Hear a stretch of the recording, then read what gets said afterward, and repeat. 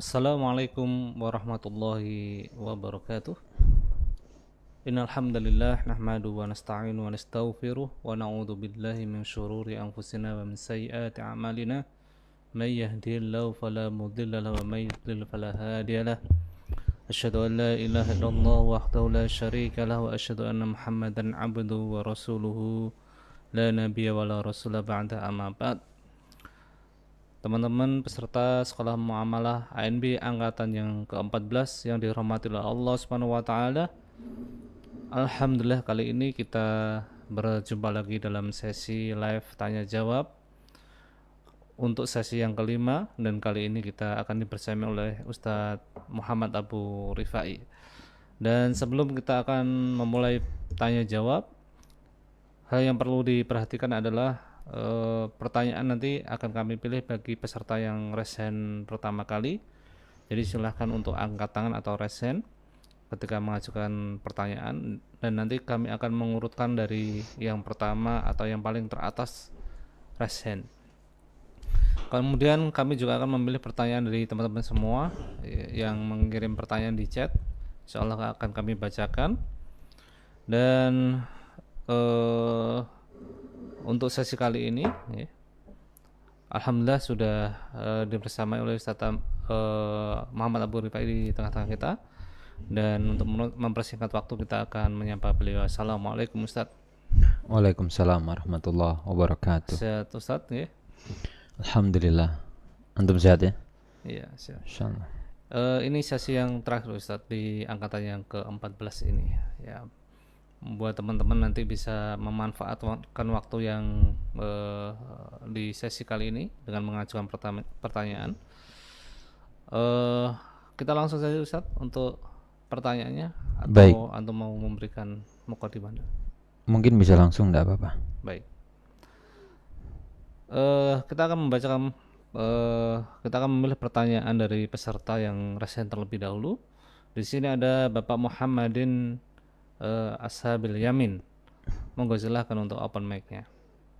Bismillah, sebelumnya apakah suara saya terdengar? Alhamdulillah terdengar Bapak. Silakan. Eh, izin bertanya Ustadz, mungkin ini POV-nya dari ayah saya.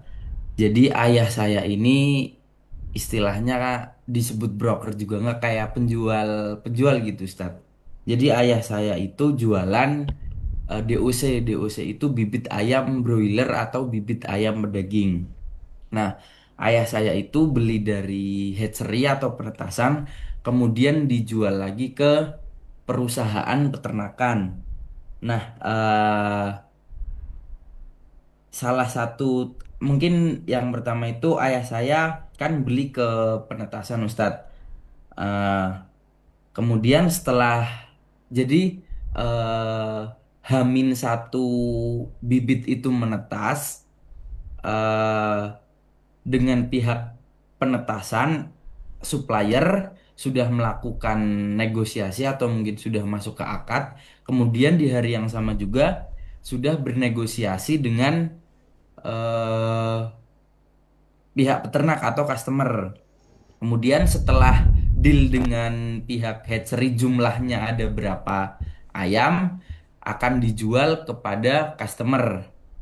Eh, akan tetapi setelah membeli dari hatchery itu tidak sempat ke kita, dikarenakan DOC itu 1 kali 24 jam setelah menetas sudah harus sampai kandang secepat mungkin. Sementara lokasi penetasan dengan kandang itu kadang terlalu ngalang Ustadz, misal di Jawa Barat, nanti ke Jawa Tengah, ke Jawa Timur, atau mungkin lokal Jawa Barat, sementara kita posisi ada di Kebumen, Jawa Tengah Ustadz. Nah, itu yang pertama Ustadz. Jadi tidak sempat apa ya, barangnya tidak sempat kita ambil terlebih dahulu. Akan tetapi mungkin tidak tahu ya Ustadz, ini apakah termasuk sudah diambil oleh pihak kita, yaitu kita mengambil DOC-nya itu pakai ekspedisi sendiri. Cuma di beberapa kesempatan memang ayam itu dari penetasan tidak menjual, bisa ngambil sendiri, jadi sudah paket dengan ongkir. Itu yang pertama. Kemudian yang kedua, dari beberapa hatchery itu atau penetasan, invoice-nya itu terkadang H+1 setelah ayam dikirim Ustadz. Jadi tidak bisa melakukan pembayaran sebelum eh, barang dikirim. Jadi karena invoice-nya itu keluar H+1. Mungkin kayak saya izin bertanya, di mana saja yang mungkin titik-titik jual belinya ini masih tidak diperbolehkan, kemudian bagaimana solusinya? Terima kasih Ustadz. Baik. Bismillahirrahmanirrahim. Alhamdulillah wassalatu wassalamu ala Rasulillah wala haula wala quwata illa billah. Para peserta sekolah muamalah ANB angkatan yang ke-14, semoga selalu dirahmati dan diberkahi oleh Allah Azza wa Jalla. Baik, kita akan mulai sesi diskusi kita, dan tadi sudah disampaikan satu kasus ya. Dan kita coba share screen terlebih dahulu. Di sini sudah tergambar ya, ada 3 pihak yang terlibat. Pihak yang pertama itu adalah pihak penetasan, dan kemudian yang kedua itu yang menjadi penghubungnya atau yang menjadi suppliernya, dan kemudian yang ketiga itu adalah para peternaknya. Nah, tadi ada 2 skema ya, ataupun ada 2 model di mana letak-letak hal-hal yang krusial. Yang pertama, kita perlu identifikasi terlebih dahulu ya. Apa yang kita perlu identifikasi yaitu adalah posisi dari masing-masing pihak yang terlibat di dalam transaksi ini. Yang pertama, di sini kan pihak penetas itu sebagai penjual satu. Ini kalau kita mau petakan. Jadi dia sebagai pihak penjual satu, dan antara dia dengan si B tadi ini penjual satu, dan posisi ayahnya tadi itu sebagai pembeli satu. Ini kan skema jual beli yang terjadi ya pada transaksi satu. Di sini sebenarnya ada transaksi jual beli yang pertama. Nah, kalau kita bicara transaksi jual beli pertama, dan misalnya jarak dia dengan transaksi yang pertama dengan kedua itu terjadi di hari yang sama atau bahkan di jam yang sama, itu sebenarnya tidak ada masalah. Atau tadi disebutkan saat terjadi jual beli antara penjual satu dengan pembeli satu, mungkin invoice-nya itu H+1, sebenarnya juga tidak ada masalah. Kata kunci yang perlu dipegang itu adalah serah terima barang dari penjual satu ke pembeli satu sebelum terjadi transaksi jual beli yang kedua. Jadi fungsinya urutan ini bukan sekedar penomoran, tapi dia memiliki pengaruh secara hukum. Jadi apa yang harus terjadi di transaksi satu ini? Ini harus diserahkan ke B. Apanya yang diserahkan? Barangnya. Meskipun B belum bayar ke A. Jadi penjual satu ini tadi kita sebut si A, penjual duanya namanya si B, lalu pihak 3 ini kandang itu si C. Jadi diserahkan ke B. Bagaimana teknis serah terimanya? Fungsinya serah terima itu apa? Memutus resiko atau memindahkan tanggung jawab. Jadi si A sudah lepas tanggung jawabnya. Ini sudah saya pasrahkan ke kamu ya B. Sehingga begitu berpindah dari A ke B, tanggung jawabnya, resikonya, ada apa-apa dengan bibit tadi, dengan anak ayam tadi, yang tanggung jawab siapa? B. Putus sudah urusan si A. Setelah itu pindah ke B, walaupun B belum bayar. Misalkan antara A dengan B itu tempo, itu enggak apa-apa. Poinnya adalah resiko udah pindah ke B. Nah, pindah itu apakah harus masuk ke gudang B? Enggak harus. Yang penting adalah pindah ke orangnya si B. Tadi kan ada bahasa ya, ekspedisinya itu ekspedisi si B. Sehingga kalau ada masalah apa-apa yang tanggung jawab si B. Yang penting A sudah bilang barang sudah keluar dari gudang kami, udah bukan urusan kami. Penting keluar itu hidup. Di jalan mati, di jalan misalkan mobilnya kedinginan, ayamnya sakit, itu udah di luar urusan kami. Nah, kalau seperti itu nggak apa-apa.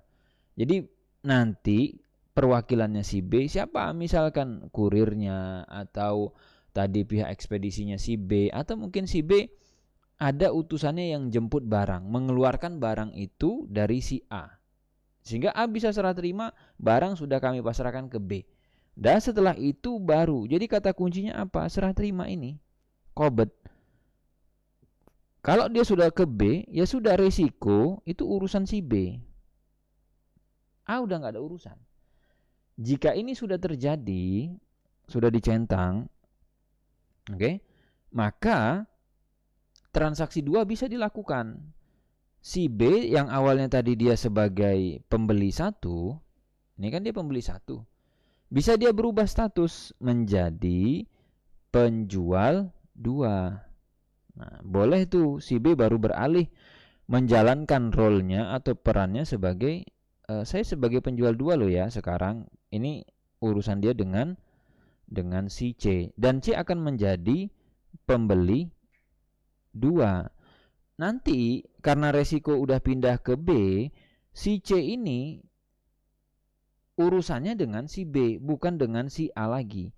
Jadi kalau misalkan nih nyampe kandang ayam mati, saya pesan 10.000 loh anak ayam, kata si C. Kok nyampe kandang tinggal 9.000 yang hidup? Saya nggak mau tahu, yang 1.000 bayar. Balikkan uang saya. Itu urusannya C dengan si B.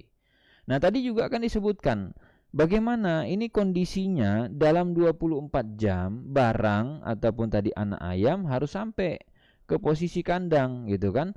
Ya enggak masalah, itu bisa disiasati. Jadi serah terima atau berpindahnya ini tadi dari siapa namanya, dari A ke B itu kan enggak harus lama. Jadi pokoknya A bilang, B tolong kirim orang kamu ya ke gudang saya. Mau kamu di Cirebon, mau kamu di mana, penting gudang saya di Jakarta. Datangkan orang kamu ke Jakarta, terserah. Berapa sih bayar orang ke Jakarta kan gitu. Yang penting ada utus tim kamu. Ini nanti saya serah terima ke tim kamu yang ngurus ekspedisi, urusan tim kamu. Saya udah selesai. Udah, lepas itu tanggung jawab si B. Dan diserahkan ke B, B nggak lama, paling pegang barang itu berapa menit, 1 jam, telepon si C, deal, transfer, DP dan yang lain bisa. Gitu. Semoga bisa dipahami ya, poin-poin krusialnya. Intinya itu adalah si B sebelum dia bisa menjual barang itu, resiko tuh harus di dia. Tanggung jawab di kamu loh B. A udah gak ada urusan, karena A udah lepaskan itu ke B. Walaupun B nanti hanya menanggung atau bertanggung jawab, ya mungkin sepersekian jam saja kan gitu. Semoga bisa ditangkap ya Pak ya poinnya. Wallahu alam. Baik, kita beralih di chat Ustadz. Ini ada Bapak Muhammad. Ya, Bapak Muhammad, beliau bertanya, Assalamualaikum Ustadz. Waalaikumsalam. Semoga Allah memberkahi Ustadz dan keluarga. Amin. Izin bertanya Ustadz, saya seorang finance, ada cash di perusahaan kami. Tim dari departemen marketing melakukan entertain dan pengajuan cashback kepada customer, yaitu customer menitipkan nilai PO, kemudian nilai titipannya kasihkan kepada karyawan customer.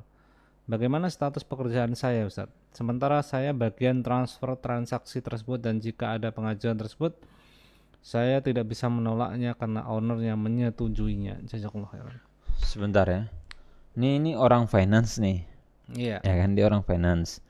Kemudian ada case di perusahaannya itu dari tim marketing. Kemudian melakukan iklan. Kemudian mengajukan cashback kepada customer. Iya kan? Tim iklannya. Entertain itu seperti diajak makan-makan, kayak negosiasi makan-makan. Oke. Orang marketingnya ngajak makan-makan. Iya. Terus mengajukan cashback kepada customer. Oh, maksudnya beban makan-makannya ditanggung customer gitu? Kemungkinan Ustadz ini Customer menitipkan nilai PO, kemudian nilai titipan. pakai orang dalam seperti Ustadz. Jadi Orangnya ada nggak sih di Zoom? Saya nggak paham nih mungkin kasusnya. lebih dijelaskan Pak Muhammad. Karena ada kadang itu Silakan open mic-nya Pak Muhammad biar ya, jelas pertanyaannya. saya nggak paham ini. Jadi Silakan. nggak kebayang sama saya kasusnya. Silakan Bapak Muhammad. Baik Ustadz, maaf untuk pertanyaannya maksudnya seperti ini Ustadz. Jadi ada tim marketing itu klaim Ustadz. Jadi klaim atas entertain gitu. Kan saya sebagai orang finance kan sebagai yang bagian transfer. Nah, kemudian ada case lagi itu, Oh, itu dua case yang berbeda maksudnya. iya dua case yang berbeda Ustadz. Oke, Ada, tunggu. Case yang satu dulu. Case yang pertama, orang marketing ngeklaim nih, iya, mengajukan klaim. iya Ustadz. Dia ngeklaim apa, Pak? Ngeklaim kadang itu makan dengan customer, Oke. terus terkadang itu ngasih uang kayak gitu ke customer. Nah, saya kan yang bagian transfer Ustadz. Oke. Nah, sementara dari yang pemilik perusahaannya itu membolehkan dan bagaimana ya Ustadz ya pekerjaan saya ini statusnya. Bapak jasanya apa sih, Pak? Kok malah Bapak ngasih uang pula ke customer? Perusahaannya apa Eh, ini? Jasa Ustadz dan penjualan barang. Jasa penjualan barang. Jasa dan penjualan barang Ustadz. Jasa kontraktor seperti itu Ustadz. Oh, kontraktor. Oke. Yang pertama begini, Pak. Ini saya coba petakan dulu ya, mapping ya. Jadi nanti nggak usah nggak usah di close dulu mic-nya. Yang pertama gini, kalau yang dilakukan oleh tim marketing Bapak tadi kepada prospek gitu ya, kepada calon customer, ini kan masih calon nih. Oke. Diajak makan, diajak ngopi, dan itu tidak masuk dalam kategori suap, sogo, itu enggak apa-apa, Pak. Nah, cuman kalau kita bicara perusahaan konstruksi gitu atau kontraktor dan yang lain, sampai ngasih uang nih, ngapain kasih uang gitu loh. Kan harusnya ya kan, saya jual jasa nih, saya jual barang. Uang itu harusnya kan geraknya dari customer ke saya, karena saya penjual. Harusnya uang itu bergerak dari pembeli ke penjual. Ini kan aneh. Ngapain saya ngasih duit sama kamu gitu. Jadi ini wallahu alam ya, ada indikasi gitu loh. Nyogok. Ada indikasi nyuap, ngamplopi si tadi decision makernya itu, si pengambil kebijakan di perusahaan klien. Nah, kalau itu enggak boleh nyogok kita. Nah, kalau makanya nanti uang marketing ini untuk apa? Ngasih uang ke sana gitu. Nah, nanti berarti kalau itu dilakukan ya paling kita hanya bisa mengusulkan, orang finance itu mengusulkan ke siapa? Ke bosnya. Pak Bos, ini ya kalau bisa jangan main kotor lah ya gitu kan. Ini kan kotor sebenarnya. Walaupun mungkin di sebagian perusahaan ini suatu keharusan atau ini suatu hal yang biasa kita lakukan kata dia. Nah itu Pak, saya nggak tahu tuh uangnya untuk apa gitu loh. Kebayang ya Pak ya. Intinya kalau itu tidak dalam kategori sogo, ya enggak apa-apa. Ngajak ketemu, ngajak makan selagi dalam batas wajar ya sah-sah saja. Clear Pak untuk yang satu? Masih nyambung? Atau sudah tidak terhubung? Dilanjutkan lagi. Oke. Yang kedua. Monggo yang lain kalau begitu. Baik. Ya Ustadz, untuk yang case kedua itu contoh kita dapat PO Ustadz ya 10. Nah kemudian karyawan customer itu nitip contoh 2 juta. Nah nanti yang 2 juta itu dikembalikan ke karyawan si customer itu Ustadz. Nah itu hukumnya bagaimana Ustadz ya? Sementara nitip 2 kan juta apa Pak? kayak dilebihkan gitu Ustadz di PO-nya. Terus untuk pribadinya dia, Iya, Ustaz. nota palsu dong. Enggak, Itu dalam Bapak yang ngirim barang sesuai orderan atau dilebihin? lah di PO-nya itu dilebihin, Ustaz. Masa perusahaannya nggak tahu, Pak? Dia yang menyetujui posisinya, Ustaz. Oh, Nah, itu oke. jadi gimana ya, Ustaz, lagi gitu, Ustaz. Nah, Baik. sementara bos kami itu juga menyetujui, Ustaz, membolehkan gitu. Bentar, Bapak tahu dari mana kalau itu apa orderannya fiktif atau orderannya dilebihkan? Biasanya ada kata-katanya, Ustaz, kayak pengajuannya itu PO cashback gitu. Oh, itu untuk apa dia lah ya? Apa Iya, namanya? Sampingan dia gitu ya. iya, Ustaz. Oke. Yang pertama, kalau kita tahu gitu ya. Si kan begini, Pak, yang harus dibedakan itu adalah si customer dengan wakilnya customer. Ini kan dua hal yang berbeda. Nah, kalau customernya kita siapa? Kan B2B biasanya kan. Kita Betul, transaksinya Ustaz. perusahaan ke perusahaan nih. Nah, kalau misalkan si customer ini ada staffnya yang mungkin bagian tadi purchasingnya atau apa gitu kan. Staff ini kan bukan dia yang bertransaksi sebenarnya. Dia adalah sebagai wakil. Dia adalah orang yang diberikan kuasa untuk apa? Bertindak mewakili kepentingan perusahaan belanja. Kalau dia berkhianat, kan berkhianat namanya. Harusnya perusahaan itu hanya keluar uang ya untuk belanja. Itu berapa? Misalkan 100 juta. Kalaupun kemudian, Pak, kalaupun kemudian pihak supplier itu ngasih cashback, pihak supplier ngasih diskon, itu boleh. Tapi uangnya nggak boleh masuk kantong. Nah, jadi boleh nggak kami sebagai supplier ngasih cashback? Boleh, gitu. Tapi pertanyaannya dia masuk kantong nggak ke pribadi dia? Gitu.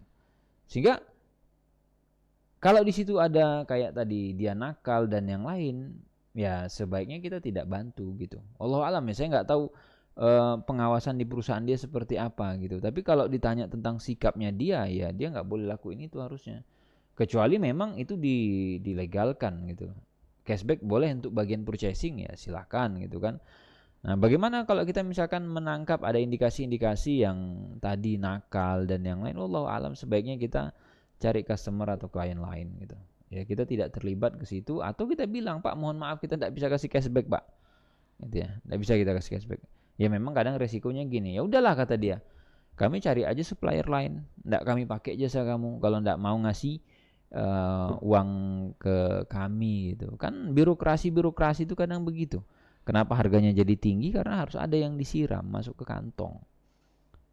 Wallahu a'lam. Cuma, izin, Ustaz, cuma saat ini kan posisi saya sebagai orang keuangan ya, Ustaz. Jadi saya nggak bisa memutuskan karena yang punya perusahaan menyetujui, Ustaz. Jadi saya sebagai pekerja yang bagian transfer sebaiknya gimana, Ustaz ya? Mohon nasihatnya dan solusinya, Ustaz.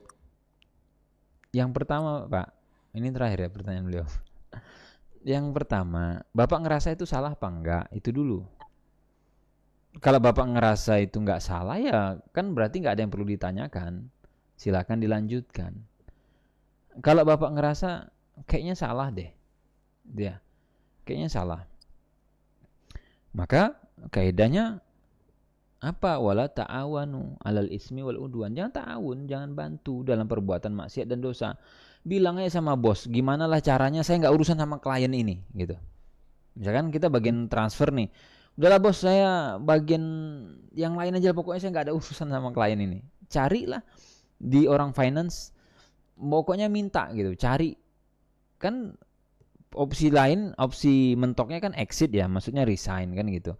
Tapi bisa nggak usah resign gitu, carilah, saya nggak penting nggak ada urusan sama orang itulah gitu. Nggak urusan saya sama sana, saya nangani klien yang lain. Kalau bisa kita hindari, selesai urusan kita. Kita nggak ada hubungan sama sana. Gitu. Wallahu a'lam. Baik, Ustaz. Syukran jazakallahu khairan, Ustaz. Wa iya. Baik, kita beralih di resen Ustaz. Ada Hmm, Bapak Muhammadin Ashabil Yamin sudah ya tadi, Mas? Baik, ada Ibu Desi Aradiani, silakan.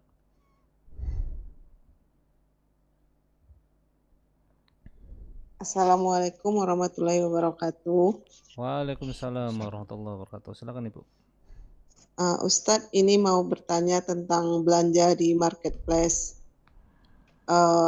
Kalau kita belanja di Shopee gitu Ustadz, jika kita pakai saldo Shopee Pay kita dapat diskon. Itu gimana hukumnya Ustadz? Halalkah? Baik. Pertama terkait dengan Shopee Pay ya dan yang lainnya, maka nanti kembali kepada skema dasar ataupun akad yang terjadi gitu kan antara pihak yang top up dengan pihak si Shopee Pay-nya gitu ya. Dan secara umum saya nggak tahu Ustadz Ami apakah ada perubahan secara fatwa atau tidak. Saya kira di beberapa rekaman video tanya jawab sekolah muamalah juga sudah dibahas gitu ya. Kalau memang itu nanti diakui sebagai utang ya kan, ketika kita top up uang kita bisa dipakai dan yang lain, dan diskon tadi khusus untuk yang menggunakan itu, ya itu tidak boleh diambil gitu. Tapi kalau diskonnya misalkan mau bayarnya tidak pakai Shopee Pay, bayarnya pakai transfer bank gitu kan, atau yang lain tetap dapat diskon, ya enggak apa-apa gitu loh. Itu aja yang menjadi titik krusialnya sebenarnya. Wallahu a'lam. Syukron Ustadz, jazakallahu khair. Wa iya. Baik, masih berlanjut di resen ada Ibu Widya. Silakan Ibu untuk buka mic-nya.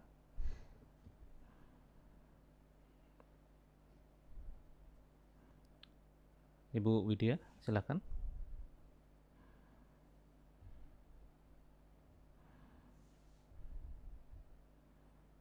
Bismillah, Assalamualaikum Ustadz. Waalaikumsalam warahmatullah. Silakan Ibu. Apakah suara saya terdengar? Jelas, silahkan.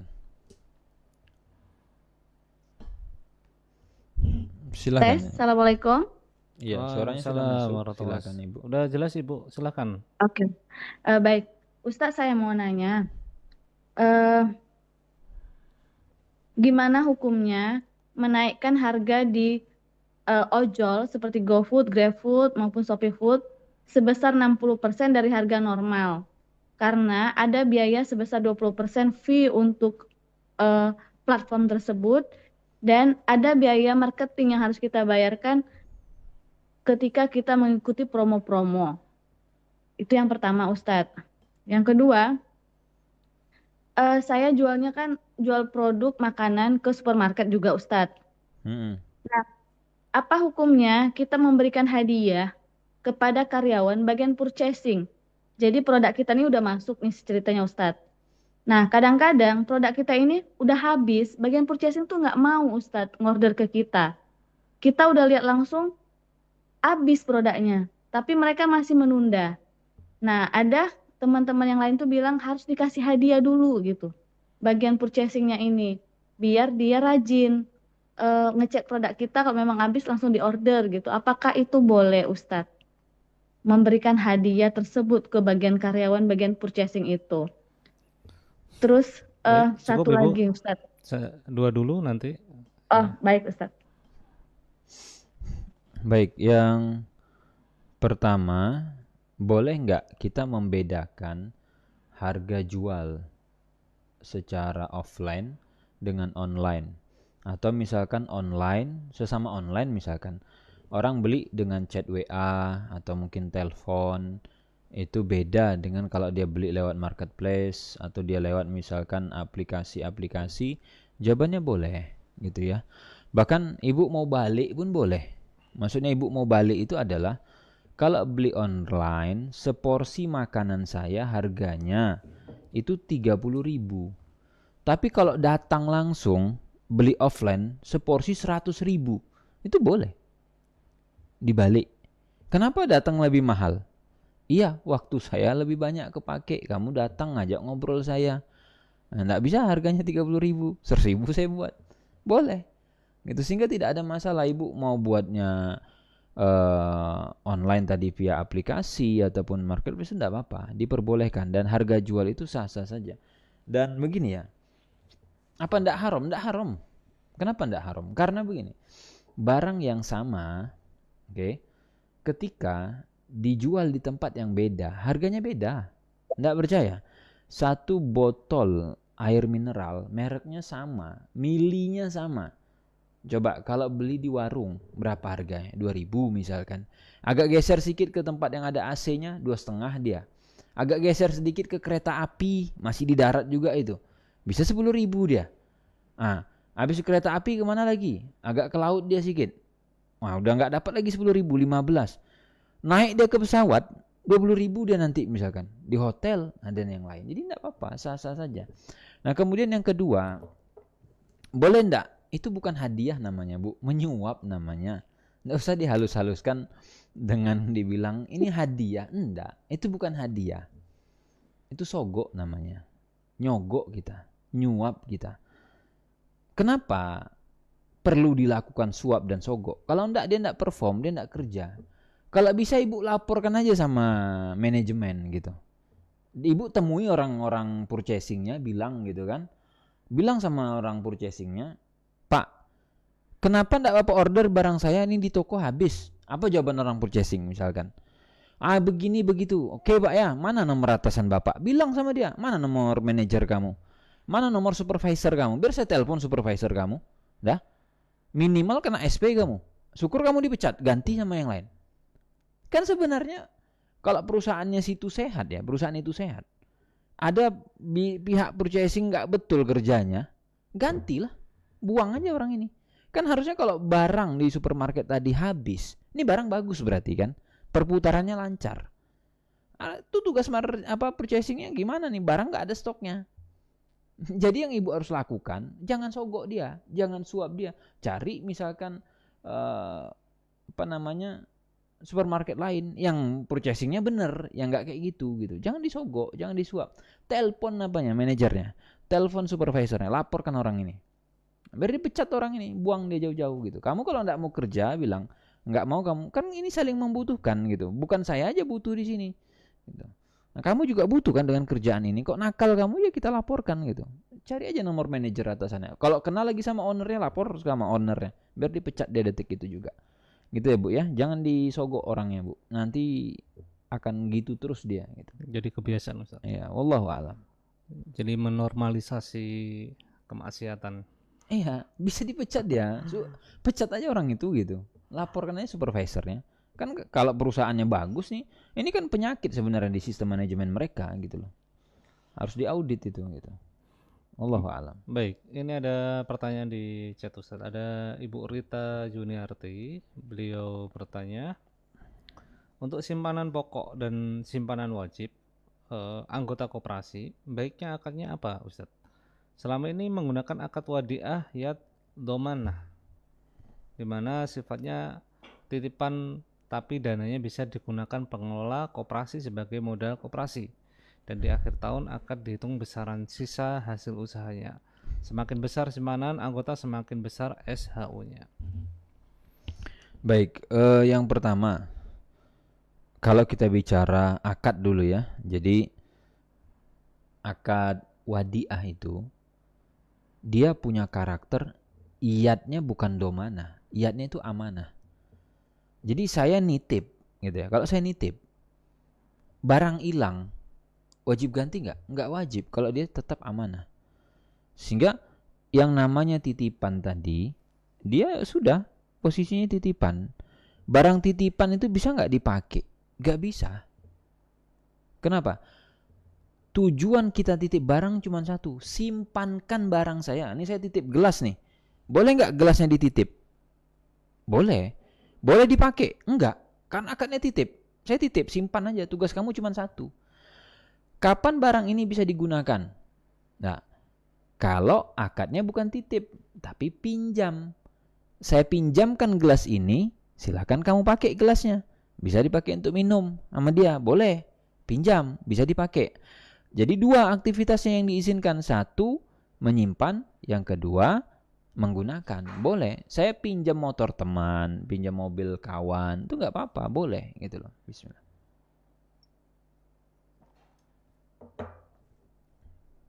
Yang ketiga, kapan barang itu bisa dipinjamkan? Kalau dia tidak habis pakai. Jadi kita bisa menggunakannya, dia secara zat tidak habis. Kalau benda ini digunakan habis, cara memanfaatkannya dia dengan dimusnahkan atau dengan dihabiskan zatnya, dia tidak bisa jadi objek pinjam. Jadinya utang. Nah, uang tadi, kapan dia disebut sebagai pinjam?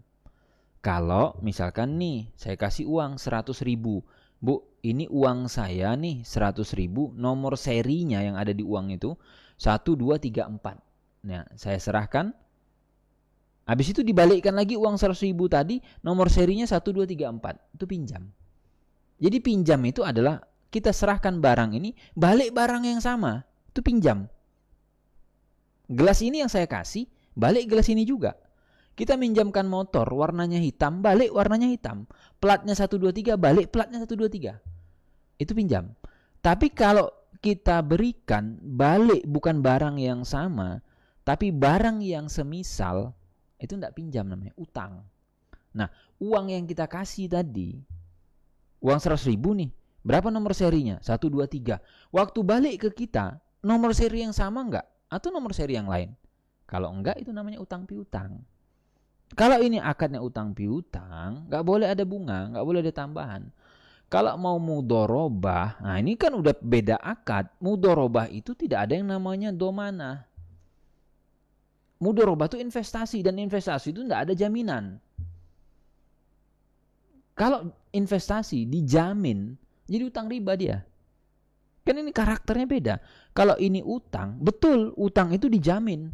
Pokoknya saya tidak mau tahu, kamu saya kasih 1 juta, besok balik 1 juta.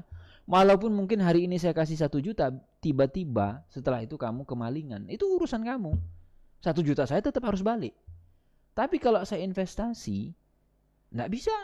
Nanti kalau ini misalkan usahanya nggak berkembang, Pak, kita sudah lakukan begini-begini sesuai dengan standar bisnis, nggak jalan, nggak bisa dia kita tuntut.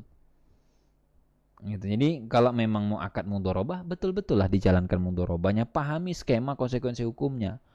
Jangan nanti mudorobah casingnya, dalamnya apa? Utang riba. Jangan, nggak boleh gitu. Jangan bungkusnya apa?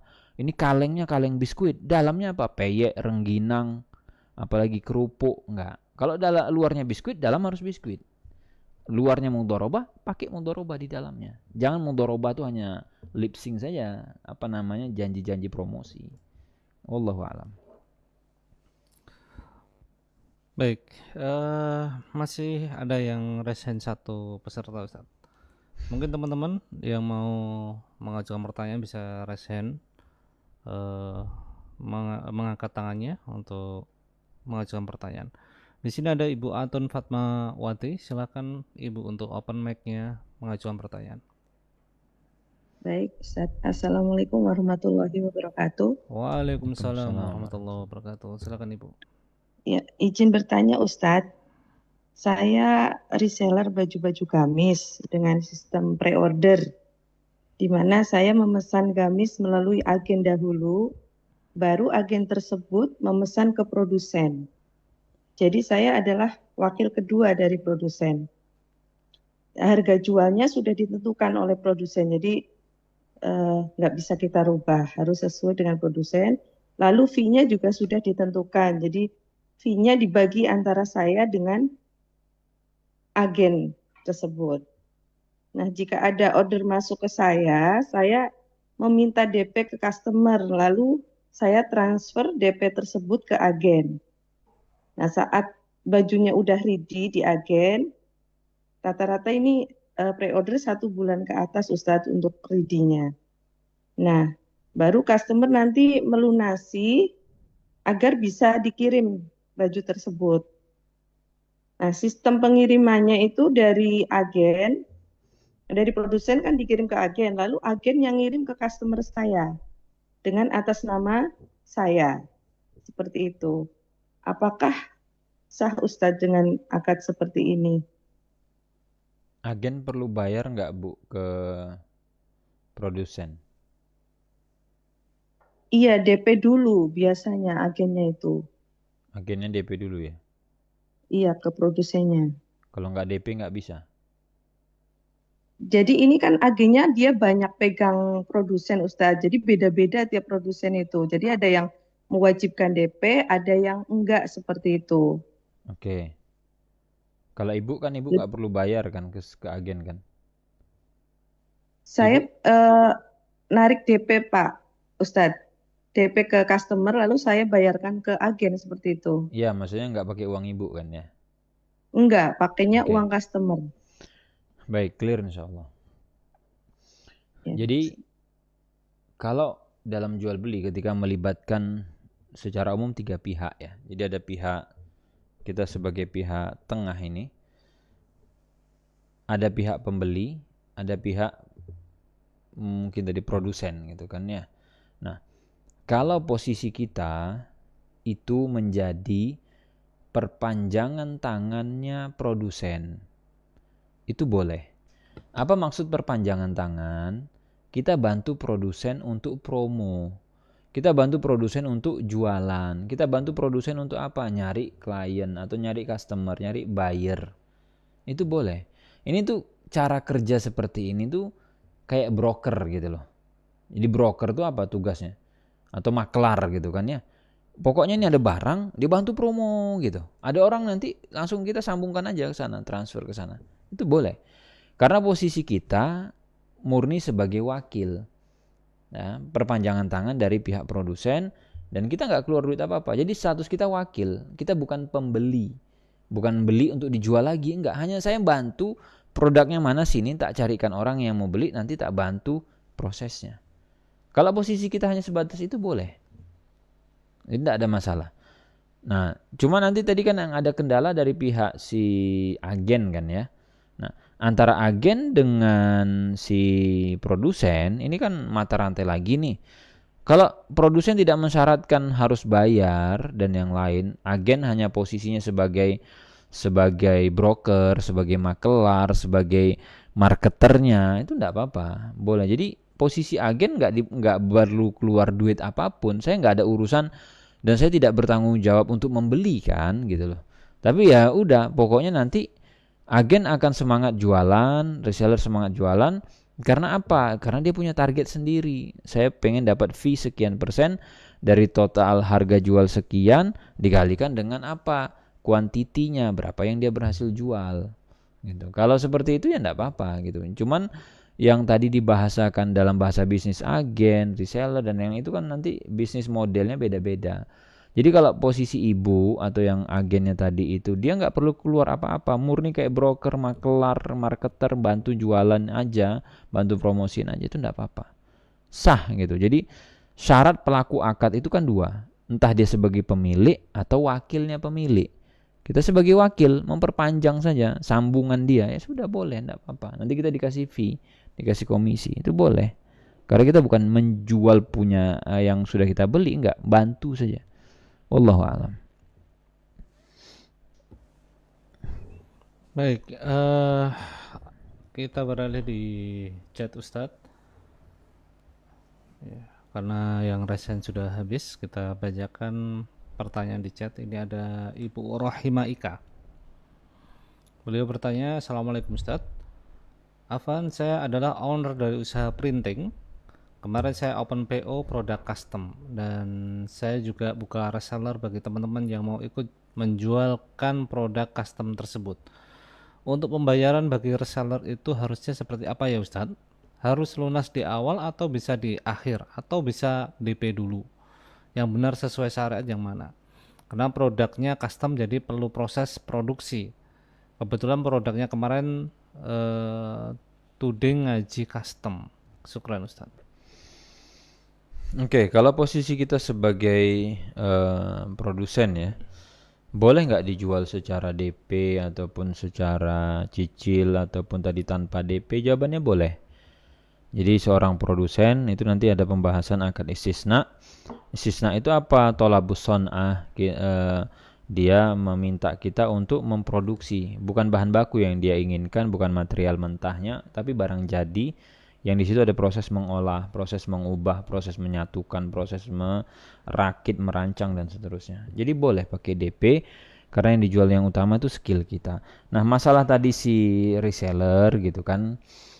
Kalau reseller itu saran saya dia bukan sebagai pembeli gitu. Dia murni kayak tadi fungsinya sebagai brokernya, sebagai marketernya, dia sebagai apalagi misalkan ya bantu jualan, nanti kalau ada yang closing lewat dia itu kita kasih fee gitu. Sehingga pokoknya kalau kamu dapat orderan teruskan ke kami, nanti kamu dapat sekian persen dari nilai orderan kamu. Boleh. Jadi dia nggak beli dari kita. Dia hanya membantu mengenalkan gitu kan.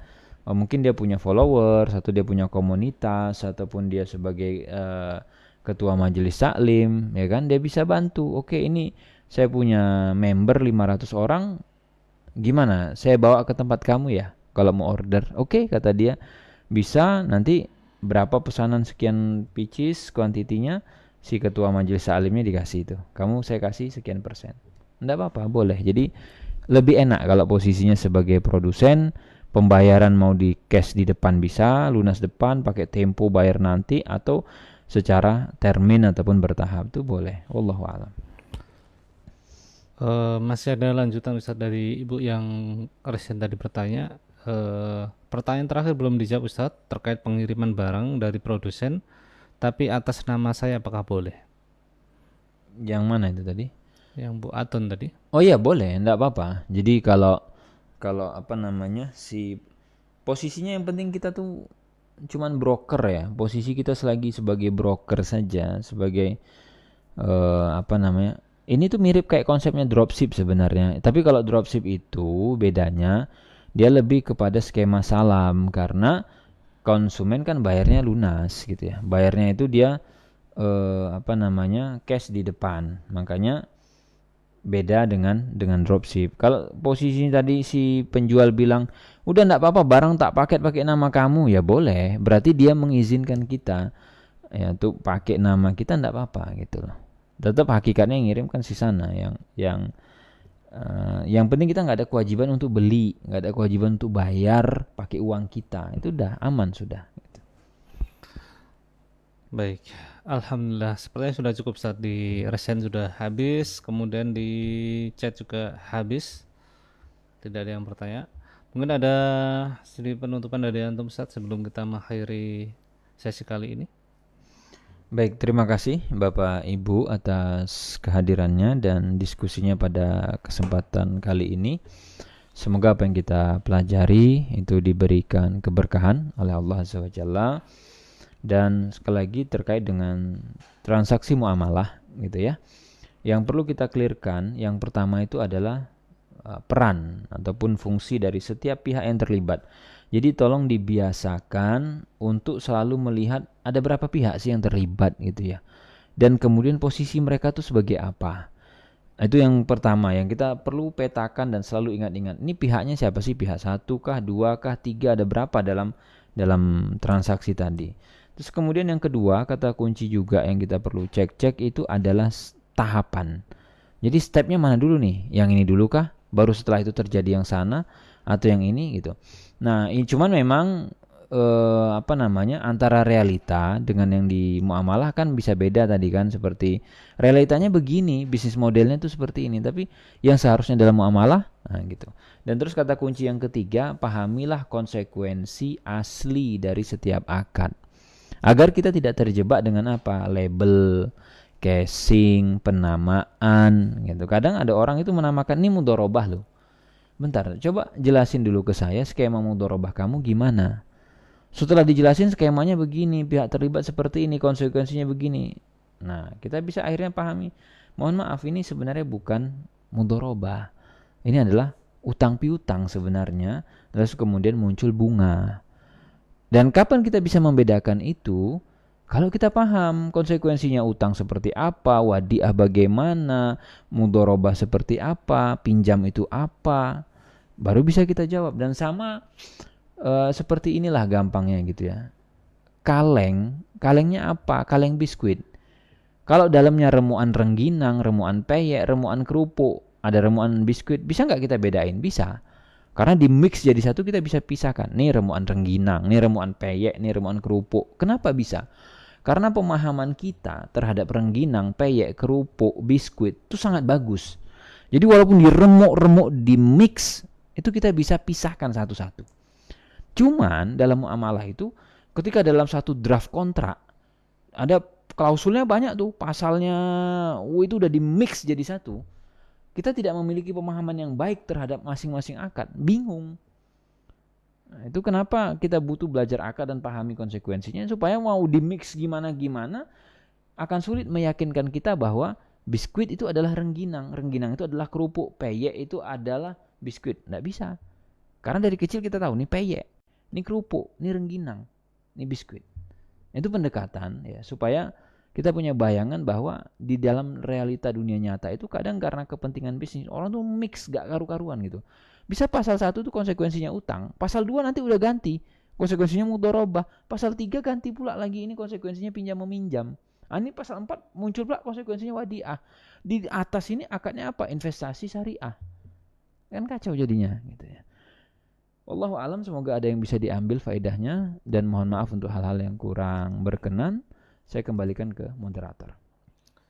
Jazakumullah khairan Ustadz Muhammad Abu Rifai yang sudah membersamai kita dan memberikan tadi statement terkait dengan bagaimana kita mengetahui segala akad yang kita lakukan, terus belajar dan belajar karena kita bersentuhan dengan yang namanya muamalah, transaksi dan seterusnya. Dan sekolah muamalah ANB ini memberikan fasilitas kepada kita untuk belajar fikih muamalah yang dasar, sehingga kita tahu mana yang halal, mana yang haram, mana yang syubhat, dan peserta bisa mengakses materi ini nanti long time, meskipun nanti sudah lulus, teman-teman selama bisa mengakses akunnya, bisa mengakses materi yang sudah kita bagikan.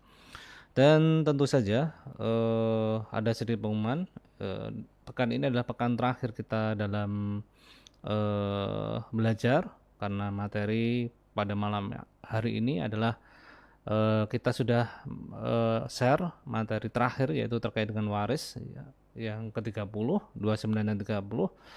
Dan setelah ini ada ujian pekan ke-5. Silakan teman-teman belajar untuk pekan ke-5 ini, ujian pekan ke-5 nanti akan kita berikan. Dan setelah itu ada sesi live yang ke-6 terakhir kali bersama Ustadz Muhammad Abu Rifai, dengan Ustadz Aminul Bait. Dan insya Allah terkait dengan materi yang kita bagikan, teman-teman bisa bertanya terkait dengan fikih muamalah, studi kasus, bisnisnya dan seterusnya di sesi yang terakhir besok Selasa insya Allah. Dan setelah itu kita jeda sesaat, kemudian ada ujian akhir di Jumat Jumat depan ya, ada ujian akhir, yang dimana ujian akhir ini ada 60 soal, dan nanti teman-teman bagi yang berhak mendapatkan isyahadah, kami akan menilainya. Teman-teman yang menghendaki isyahadah atau sertifikat online, teman-teman bisa mengerjakan di ujian akhir dengan nilai minimum 50 ya, dengan nilai benar 30 soal. Dan silakan murojaah materi yang sudah kami bagikan. Dan pada akhirnya malam ini kami mohon maaf jika ada kesalahan kata, kesalahan teknis dan seterusnya. Kita akhiri doa kafaratul majelis. Subhanakallahumma wa bihamdika asyhadu an la ilaha illa anta astaghfiruka wa atubu ilaik. Wassalamualaikum warahmatullahi wabarakatuh.